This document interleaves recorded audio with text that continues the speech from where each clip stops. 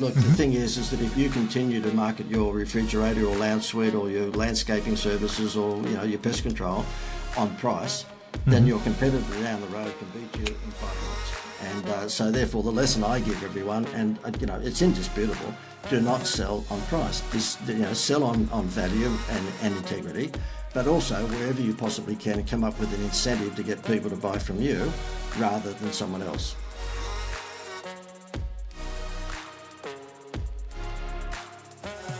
Hello everyone, welcome back to the Family Man Entrepreneurs Podcast. I am here with the legend... Sorry, one second. Hello, welcome back to the Family Man Entrepreneurs Podcast. I have such an exciting show for you today. I'm here with the legendary marketer John Dwyer. He is the owner of the Institute of Wow, which is a famous direct response marketing company in Australia. And he famously convinced Jerry Seinfeld, the Jerry Seinfeld, to come out of retirement and promote a bank in Australia. Apart from that, he worked with Disney. He's worked with Michael Jordan, Princess Di, Meatloaf, Paul Hogan, and he now offers his services through his Wow Marketing Coach program, the Wow Masterclass. We'll hear about everything. He's a father of 6.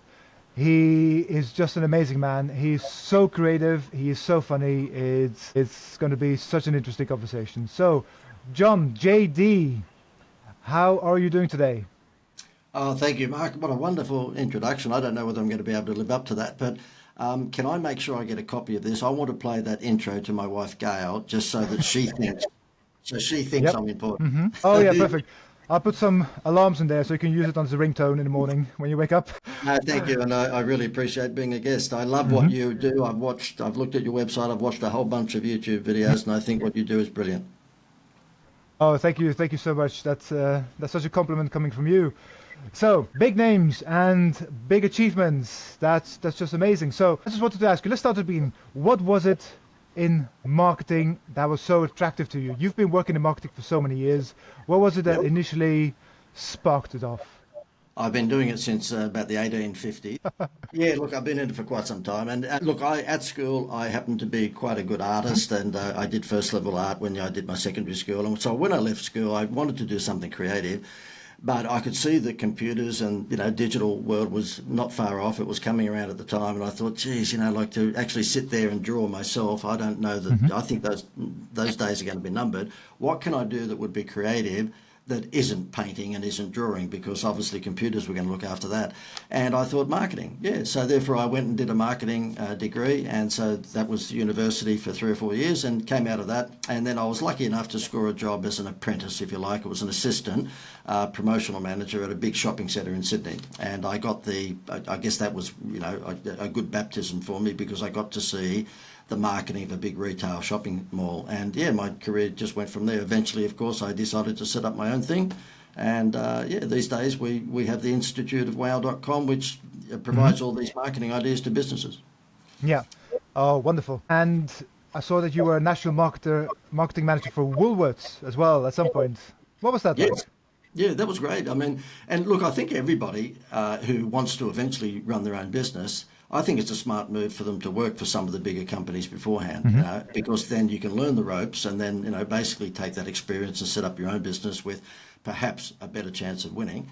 And that's what I did. I worked for Woolworths. I was at their head office. And for those who are in America and, in Europe and so forth, I mean, they might not know who Woolworths is, but it's basically one of the 2 major supermarket chains in Australia. And so Woolworths, my role was to get more people to come to the supermarket. And throughout that period, I learned a thing which, for anyone who owns their own business, they probably would understand what I'm talking about. They would understand what I'm talking about here. A thing called direct response marketing, Mark, because marketing encompasses so many things. It could be sponsoring the Olympics. It could be putting your face on the side of a bus or the back of a taxi. But most businesses can't afford to do that, because Coca-Cola and Kellogg's can, because they can sponsor the Olympics and not measure the result. But what I found was smaller businesses, they need to know what to say on Facebook today, and hopefully the phone's going to ring tomorrow. And so that's what direct response is all about. It's all about coming up with marketing campaigns which get a direct response. Yeah, oh, absolutely. And how did you get that creativity flowing? Were you just always a very creative person, or was it something that Yeah. you actively worked on? Well, yeah, I think, and I get asked that question quite a bit because my whole career path, and by the way, it's had its roller coaster ride. It hasn't always Hmm. Hmm. been brilliant. Yeah. But the thing is that I summarize it with making sure that you hang around people who say why not Hmm. people who say why. And I made the mistake in my 20s of hanging around people who said, oh, why? So I'd say to them, look, why don't we do this? Why don't we do that? Why don't we do Hmm. this? I mean, at one stage, I was I was planning, stupidly, by the way, with a couple of other guys to build an underwater restaurant near the Opera House in Sydney. Okay. You know, like we were on drugs. We weren't, but you'd think we were on drugs when we come up with stupid things like that. Now, it never happened, of course, but by Hmm. the same token, I hung around with some crazy guys at that age, 24, 25, who said, oh, why not?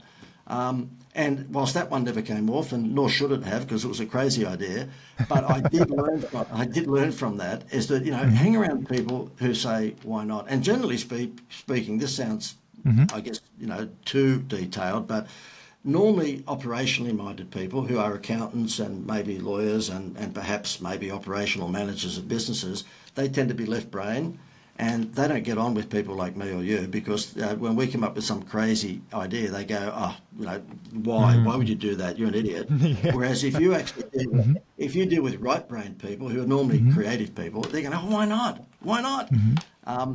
And that means you'll go down the rabbit hole with a few things that are absolutely stupid and you wish you didn't, but at least Hmm. you give 10 things a go, knowing that you might get one or two of those 10 that'll pay off.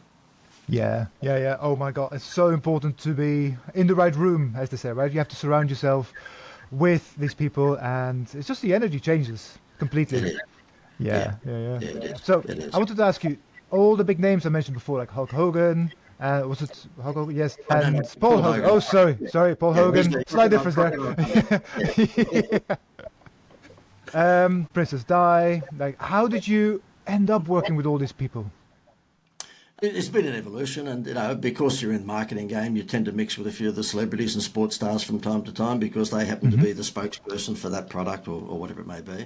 And on Hmm. other occasions, people would come to me with their business and they'd say, "Who do you think would be?" Well, they wouldn't say, "Who do I think would be a good endorser?" They would say, "How should we sell this?" If it Hmm. happened to be a product that was appealing to men, for example, then you might go down the path of using one of the football players, a sporting Hmm. star. Just I think came about is that I had a business when I left Woolworths after learning direct response marketing. I set up my own business called the Dynamic Ideas Company, and we provided our businesses with, let's hope, mostly dynamic ideas. And on one occasion, when we were doing bubblegum cards, are you familiar with? I mean, you would have grown up even in London with soccer bubblegum cards, wouldn't you? Hmm. Hmm.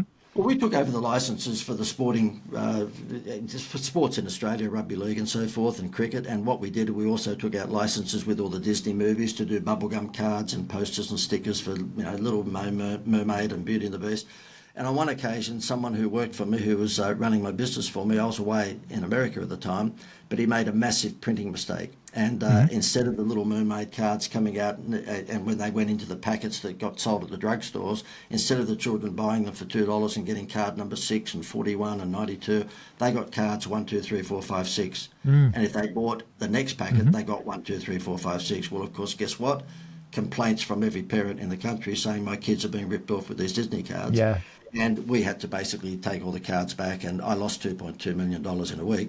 Oh my God. And yeah, so it Hmm. wasn't good fun. We had three little kids. We ultimately had six, Hmm. but we had three kids at the time. And I'll never forget when we lost our house and did all the things that happens to everyone when they lose everything. We were living in a little unit in Sydney, and I just said to my wife, "Oh, look, I don't know how we're going to get out of this. I mean, we've lost everything. We've lost our house and the whole thing." And I called into church one morning, and I just had a prayer to the guy upstairs, and I just said to him, "Look, is there any chance at all? I don't want to be rich again. Not that we were rich in the Hmm. first place, but I didn't want to be wealthy. I just wanted to have just a house. If I can get a house back, I really would be appreciative, and hopefully, I could pay back in some way." Well, you wouldn't believe it.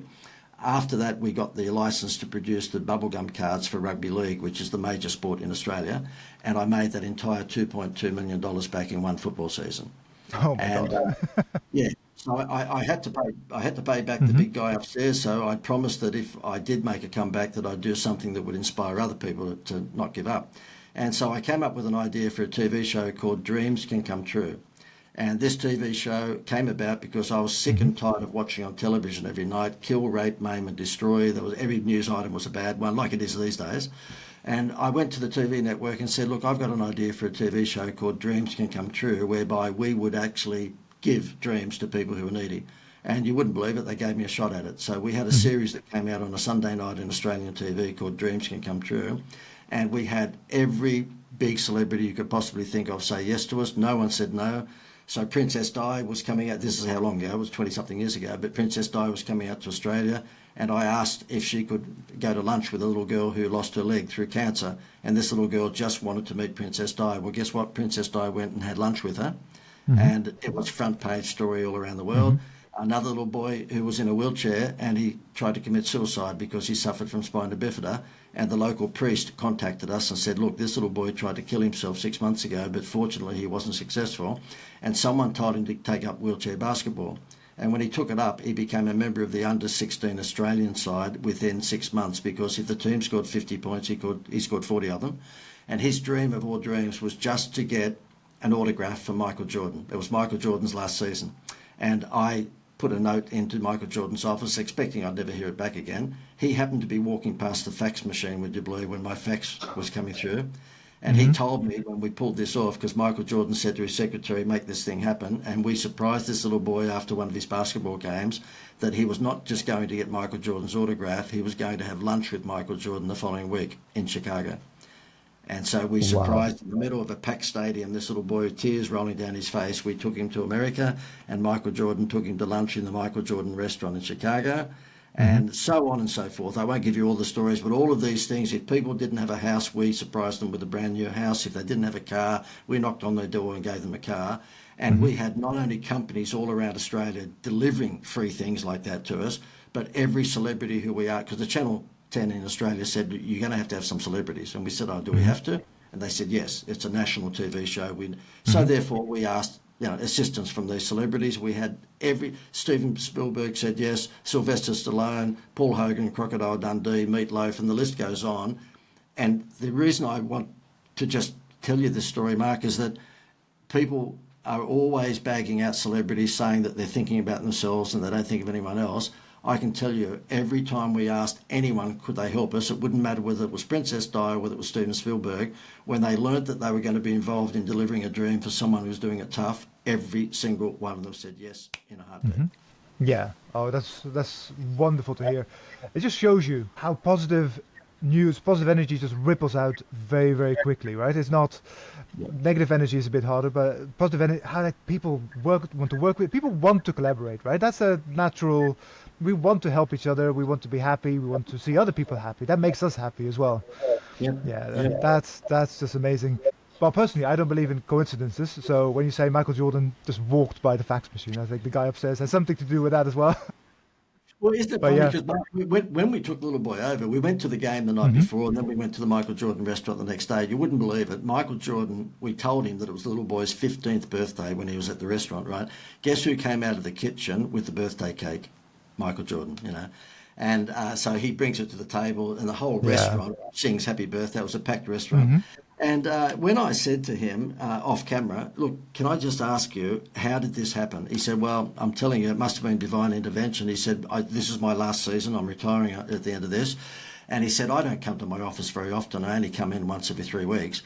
He said, I get over 1 million requests a week for personal greetings. And I said, what? He said, yeah, 1 million a week. He said, I happened to be walking past the fax machine, because it was in the era of fax. Emails came in a year or two later, right? And he said, I was walking past the fax machine, and I saw the bit of paper coming out going zip, zip, zip, zip, zip.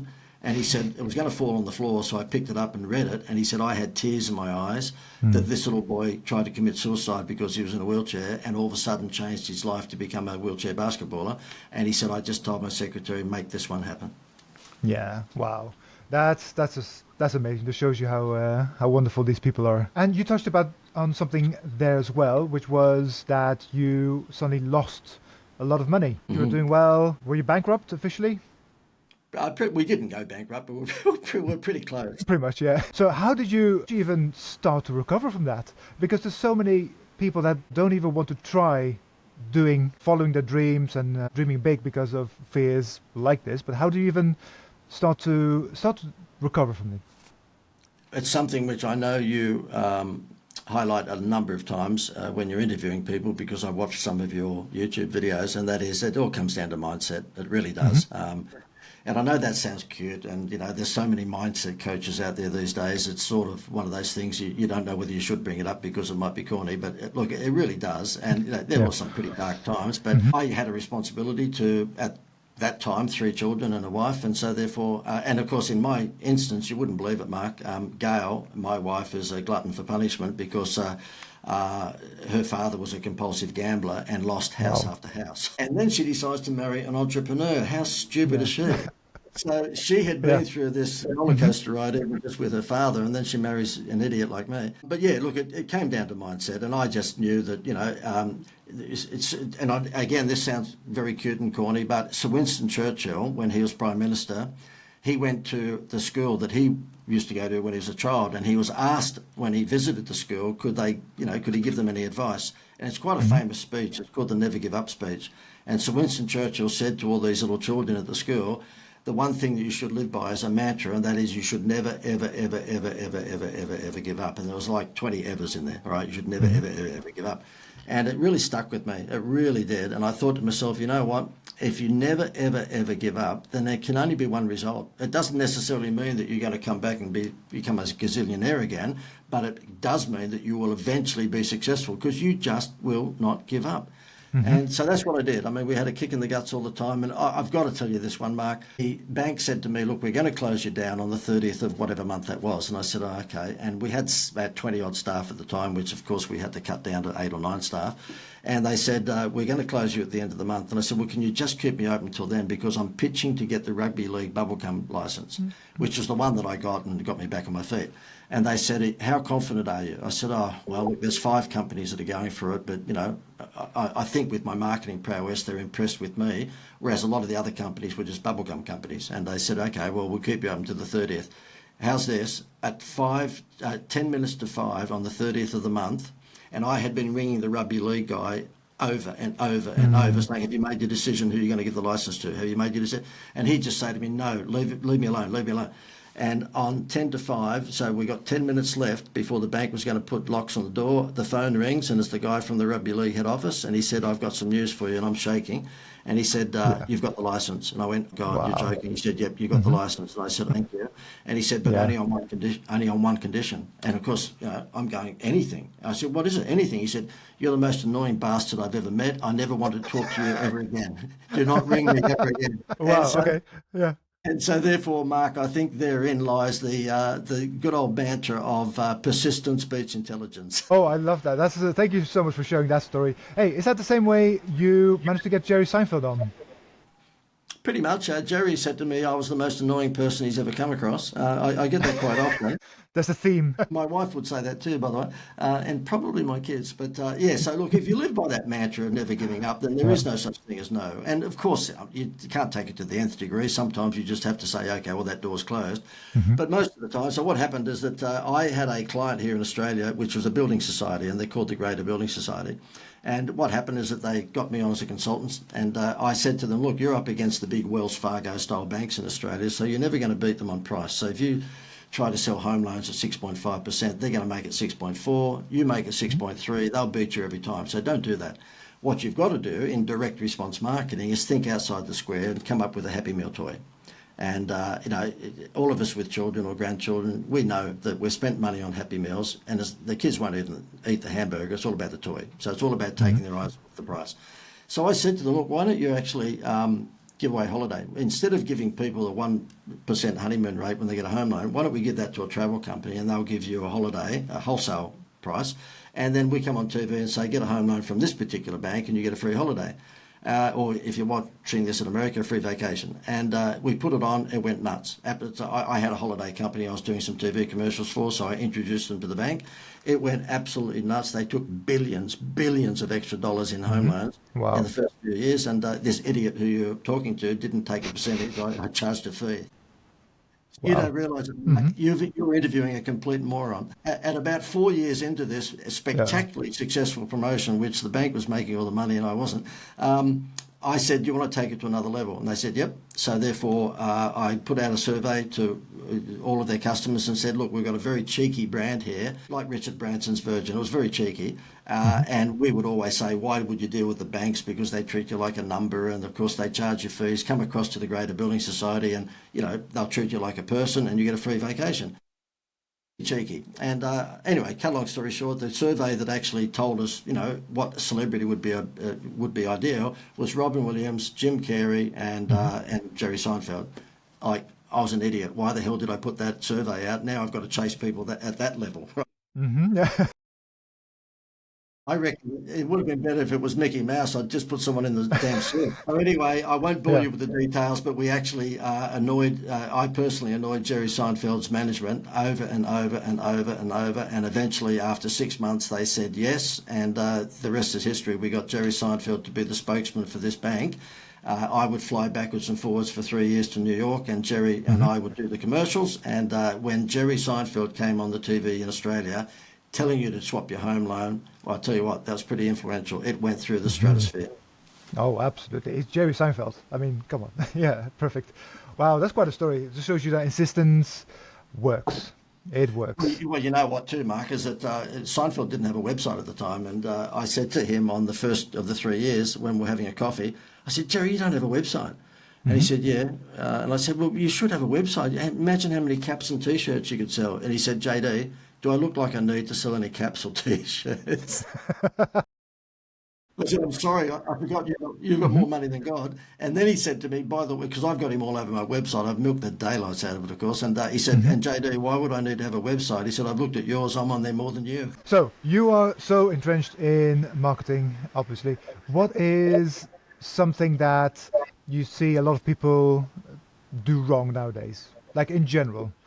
In marketing or In marketing, just marketing specifically. in market? Yeah, they market on price.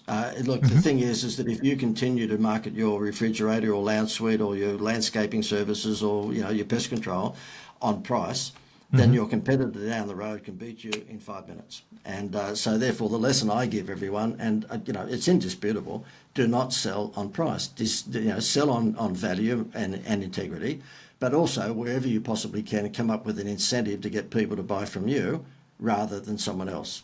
And so as a result of the holiday promotion being very successful with the bank, I got contacted by a travel company, ironically, a few years later, and they said, listen, you seem to have half a clue when it comes to marketing. We've got access to unsold rooms, hotel rooms around the world.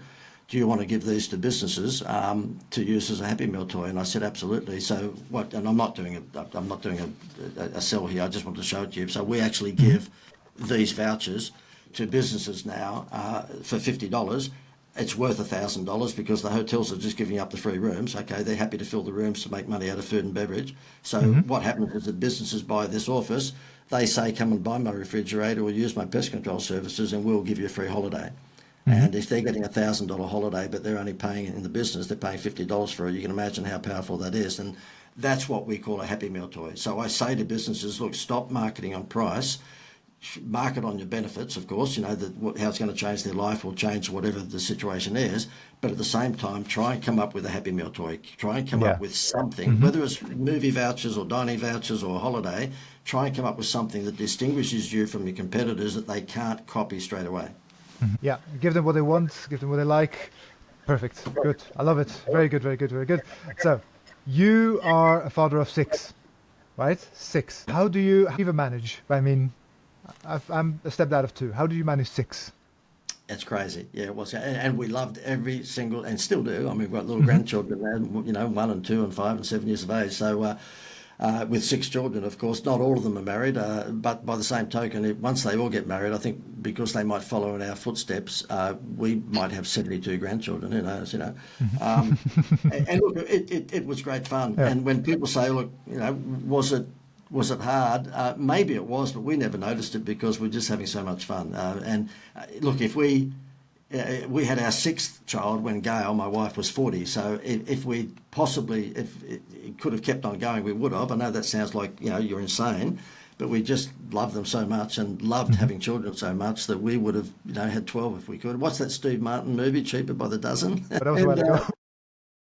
Yeah. But look, it had its challenges, and because obviously when you have six children, your wife can't work, so therefore I was the only breadwinner. So therefore, on those occasions when we had some tough spots, it was pretty stressful. But look, we just loved every single moment of it, and of course now we're reaping the rewards of having that many children because we're enjoying little grandchildren now too. Oh, absolutely. How did you, with your busy schedule, with your marketing, with all your businesses, how did you manage to make time for six children? Look, and again, this sounds really corny, but I just didn't want to be that dad that was away from home all the time. And I know that some mum and dads have to do that. I understand that, so I'm not saying that there's a good and bad. But in my instance, I was fortunate enough to be able to take the kids with us pretty much wherever we may have gone travelling for business. So if I had a conference in America, then it would cost me a damn fortune because I'd have to take the six kids with me.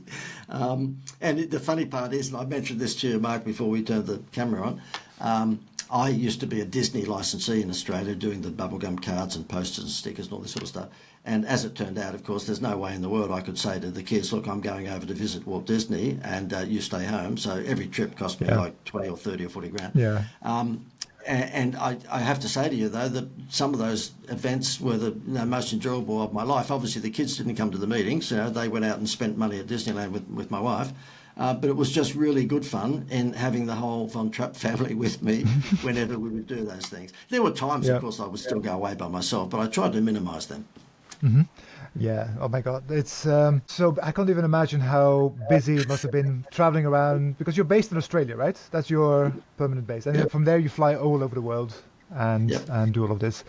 Wow. And it's just so important to keep, as we were talking about as well, just have the kids in the right room, like the example and everything the kids must have seen from you working this way from you going with and hanging out with people that said yes to ideas.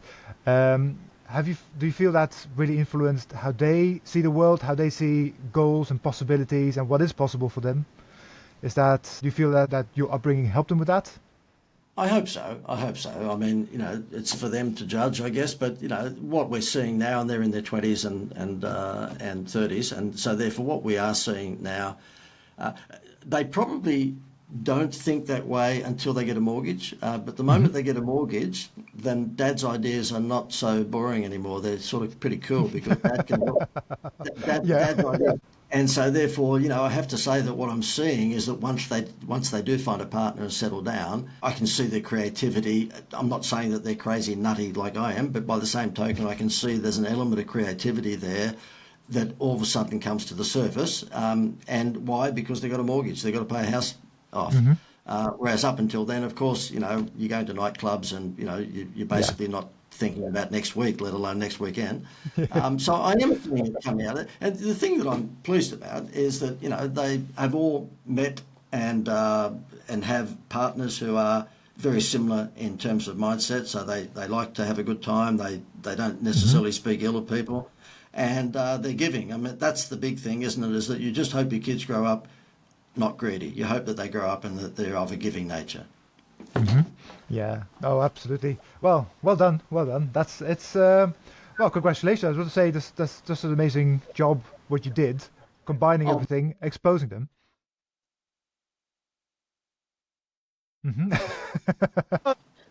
There's always some kinks in something. I did want to ask you, with all the marketing experience you have, did you ever use any of your creative marketing ideas when you were raising your kids? For example, like to promote bedtime or broccoli or any of those things. You get Michael Jordan in to to tell them to eat them. Absolutely. I reckon I would win the award for being the sneakiest dad in Australia because there was all sorts of those tricks that we used to do to get them to eat their beans or peas or broccoli, as you said, or to go to bed in time. And because I was doing a lot of Disney work at the time, so therefore I had the license to produce Disney posters and books and stickers and this, that and the other, I could tease them by saying, well, listen, if you go to bed at a certain time or you eat your greens or whatever it might be, you will get a whole box of Disney cards, which of course cost me next to nothing. But to them, if they took that box of football cards or Disney cards to school the next day, then of course they were just, they were superstars. And in fact, I've got to say this to you, Greg, who's now in his 30s, and Greg's a school teacher, one of our children, I found out many years later that he was making more money, I think, than I was on selling my football cards in the school playground when he was 9. Yeah. But he got the entrepreneurial spirit from you, right? It doesn't. That's perfect. I love that. He got the entrepreneurial spirit from me, but he was still stealing. Yeah. And that's why that's. Yeah. Okay. Very, very good. That's brilliant. That's brilliant. I wanted to ask you. You said you have a promotional giveaway we might work with. Can you tell us a bit about that? Look, this is going to come across really corny. And I reckon after this podcast, you will probably have to close the podcast down because this will be the worst one you've ever had. When I'm doing seminars and stuff, because when you're doing this stuff that I do, you've got to do seminars and webinars and podcasts and all that. I normally make a big deal out of if I give everyone a free gift, and I'm about to do it now, and they say, why do you do that? And I say, well, because my Auntie Teresa, who is probably known as Mother Teresa to most people, but my Auntie Teresa taught me to live to give. And that's when everybody sticks 2 fingers down their throat going, look, stop, just stop. But because I live to give, I'm going to provide this free gift to everyone who is watching or listening to your podcast. Obviously, if they're listening to it, they can't see it, but it's a gigantic book, which is a tabloid newspaper size. And in that book, it's called the Wow Manifesto. I couldn't help myself. It's called the Institute of Wow.com. So if I'm going to write a book, it's got to be a stupidly big one. And this is leather bound, and it has the last 15 or 20 years of all the direct marketing advertising campaigns that have worked. I didn't put the ones in here that didn't work, but these are all the most successful direct response marketing campaigns for butchers, bakers, candlestick makers. And if I do say so myself in a very boastful way, it is the best swipe file that you could ever have if you own a business. If you want to make more sales, the stuff in here is proven. I didn't put the ones that didn't work in here. These are the ones that really work. And if you wanted to get that, I'm happy to. Obviously, if you own a business, it's worth a lot to you, I reckon. But if you don't own a business, then you might just want to have a flick through it and then forget about it. Or if you don't own a business, you might just say, no, thank you, JD, but it's not for me. But if you own a business, I think you'll find you get a lot of value. If you want it, just go to wowmanifesto.com. /free. So that's wowmanifesto.com /free. Or do you say / or /?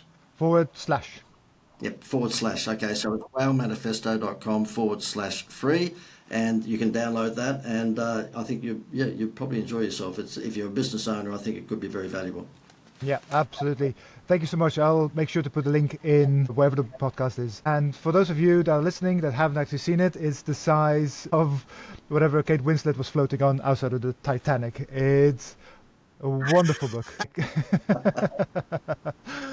That's brilliant. Thank you so much. And thank you so much for sharing your time. I want to ask you one last question. As creative genius, I might say, and I'm talking about myself here now. I'm kidding. As a creative genius and father of 6 and like a go-getter, proactive, what advice would you give to dads that really want to be the best version they can for themselves and as a model for their kids? Yeah, and look, Mark, I'm embarrassed because the thing is that, who am I to tell other fathers what to do? And I'm being serious for a second. The sarcasm I've put aside, and like, who the hell am I to tell anyone else how they should live their life? I've made plenty of mistakes, but I really think the best. And I was having a beer with a mate of mine recently, and we were talking about this very subject, and that's why I really resonate with your business. It's just fantastic. And he said to me, look, what do you think was the best years of your life? And we are all tempted to say in our 30s and 40s because the kids are so young then that you are a god to them. I mean, when they get to that teenage year of maybe 16, 17, 18, they want to walk 10 yards behind you at the shopping centre, right? But, you know, when you're in your 30s and 40s, your kids are generally speaking 3 or 5 or 10 or 12, and, you know, basically you're the King of England to them, you know. And I said to him, yeah, look, that's true. They were very, very enjoyable years. But I said, it still gets better. It just gets better and better and better. And now that ours have grown up and we're experiencing little 1 and 3 and 5 and 7-year-old grandchildren, well, it's just fantastic. So it's very difficult to say, well, which were the best years. But to answer your question, I think the best policy for a dad to be, I guess, you know, close to his kids all the time is never grow up yourself. Just never, ever grow up.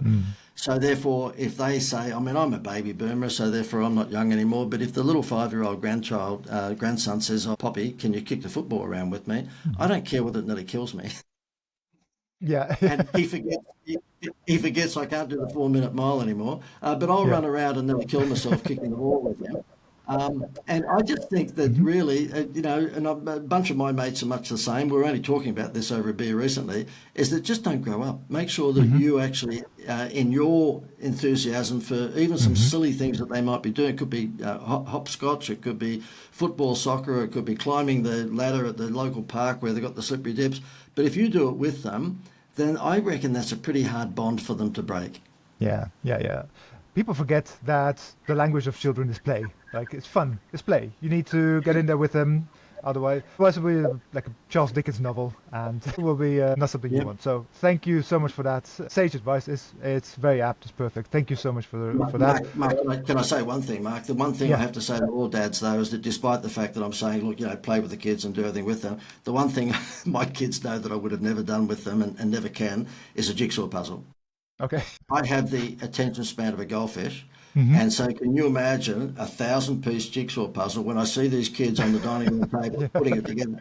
And I just say to anyone, look, the picture is on the box. You know, I mean, why would you even want to actually, you know what it's going to look like? So just put the box on the damn table. And then I say to them, but what are you going to do? Because they'll be very proud. Say, oh, look, Dad, the 1,000 jigsaw. And it normally happens around Christmas time when stupid people buy jigsaw puzzles for their family. And they'll say, look, what we've done over the last 3 days is a 1,000-piece jigsaw puzzle. And I said, what are you going to do with it now? It's on the dining room table. They said, we'll put it back in the box. I said, well, why did you take it out of the box? I mean, seriously, would you build a house and then take it apart? I love that. Again, thank you so much for everything you do, and thank you so much for your time. And it's been wonderful having you here on this. Well, thank you, Mark. And I really would like to say that this is the best. I'd like to say you are the best interviewer I've ever had on a podcast. Thank you very much. I'm glad. No. I said I'd like to say that. Okay. I can't. Fair enough. I see what you did there. Was that Jerry Seinfeld channeling? Exactly. Well, what happened, I know we're out of time, but when I would do TV commercials for the bank and we go into the home, and when you're dealing with a husband and wife that are giving you a testimonial, oh, we swapped to the Greater Building Society because we've got a free holiday, you got to do 64 takes because they're not being used to being in front of a camera. Yeah. And eventually the camera crew and myself will go, okay, we can use that one. And then I would take I'd take the mickey out of them by saying, oh, look, Thelma and Bill, thank you very much. I'd like to say you were the best couple we've ever had on a TV ad. And they go, oh, thank you, JD. I go, no, you didn't hear me properly. I said, I'd like to say that. I can't. You're awful. And so when we were doing the Seinfeld thing, the camera crew got him to do it to me. And of course, I knew what was happening, but I was always going to use it because it's a video of Jerry saying to me, JD, I'd like to say you're the best marketing guy I've ever worked with. And of course, I go along with it and go, oh, thank you, Jerry. He goes, no, I'd like to say that I can't. Yeah. That's wonderful. So just for the last bit, where can people find you? Good, mate. It's called theinstituteofwow.com, so theinstituteofwow.com, and all my stuff is on there, so it's a pretty big website. You can go on there and swipe any ideas you like, but if you wanted to contact me directly, my email is john@theinstituteofwow.com.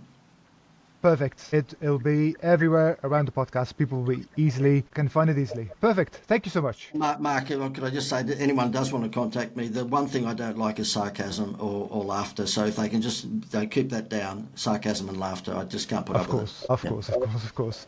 I'll make a note of it and an unhappy smiley face. Thank you so much for your time and have a lovely day. My pleasure.